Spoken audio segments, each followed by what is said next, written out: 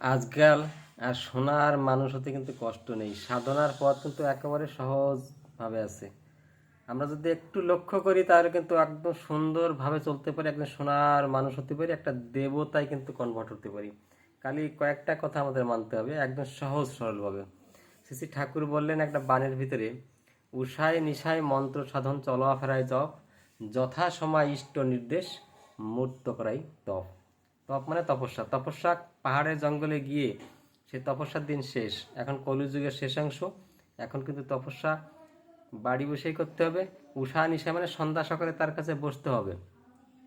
উষায় নিশায় মন্ত্র সাধন, যে নামটা দেবে সেটা জপ করতে হবে। চলাফেরার ভিতর দিয়ে কাজ করব, চলাফেরা করবো, তার ভিতরে নামটা জপ ভিতরে হতে থাকবে সবসময়ের জন্য। এটা হলো উষা নিশায় মন্ত্র সাধন আর চলাফেরায় জপ। যথা সময় ইষ্ট নির্দেশ, মানে যখন যে কথা বলা আছে, গীতা ভাগবত আপনি যেই সম্প্রদায় থাকুন না কেন, প্রত্যেক জায়গায় বলা আছে কিন্তু আপনার চলার কথা, সেগুলো খালি অনুকরণ করে সেভাবে চলতে হবে। এটাই হলো তপস্যা।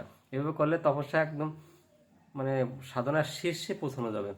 তাই আবারও বলছি বাণীটা, উষা নিশায় মন্ত্র সাধন চলাফেরায় জপ, যথাসময় ইষ্ট নির্দেশ মূর্ত করাই তপ।